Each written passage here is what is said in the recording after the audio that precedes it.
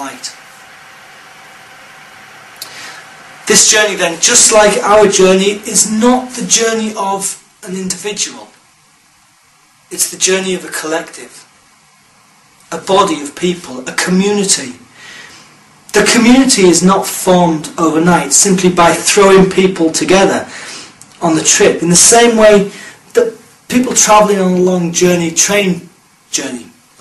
train journey don't become a community.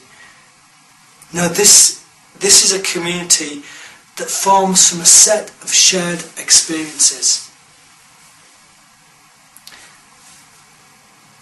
A common goal, a shared vision, a vision of a better life, of a promised land, and a deep, deep awareness of the presence of God in their midst. I get to fly so high that the sun burns my wings, but I will... The story of the journey, the history of the nation of Israel, is one that is shared with generation after generation after generation. And so the journey, the experiences continue to be shared, and the depth of understanding of God working through the lives of a nation becomes firmly established. But not all of our journeys are taken together.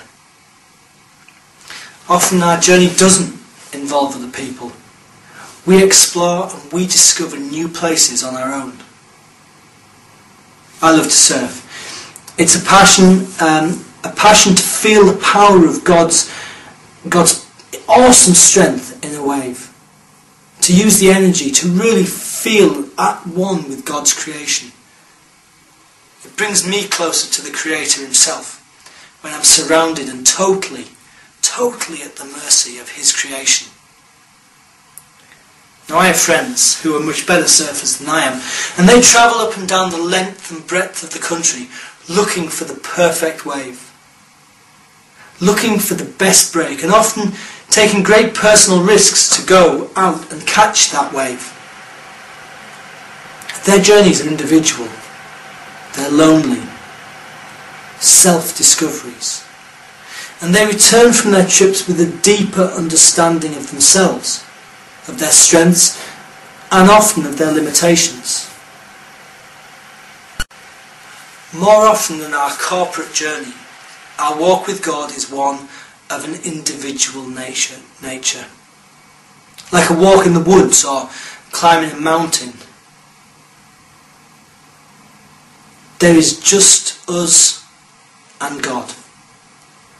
Sometimes we walk in silence, simply taking it all in, everything that surrounds us, marvelling at the beauty. Sometimes we chat to God. Sometimes we listen. And occasionally we shelter from the wind and the rain, waiting for a storm to pass, or rushing to find shelter. There is throughout the Bible an understanding that our journey will be varied. Sometimes personal, sometimes individual, sometimes part of a wider grouping or a community. There is also an understanding that it will be difficult. In the book of Jeremiah we read, "You have raced with men on foot and they have wearied you. How will you compete with horses? And if in a safe land you fall down, how will you do in the jungle of the Jordan?" You see, our journey needs to test us. And at times we need to fail.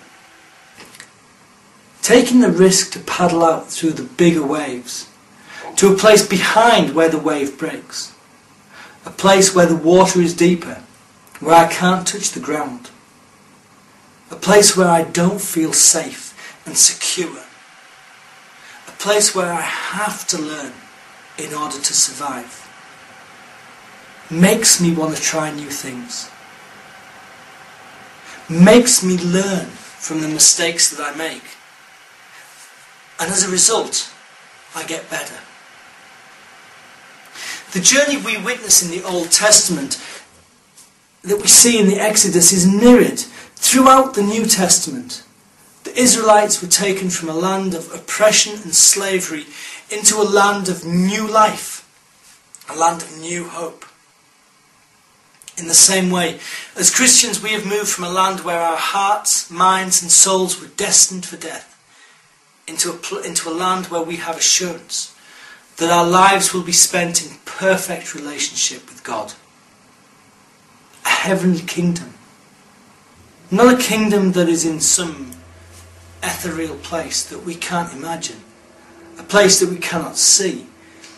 But a kingdom that exists here and now, on this very planet that we're living on. For us, the journey is simply discovering that the kingdom of God is here and now, through the presence of Jesus Christ.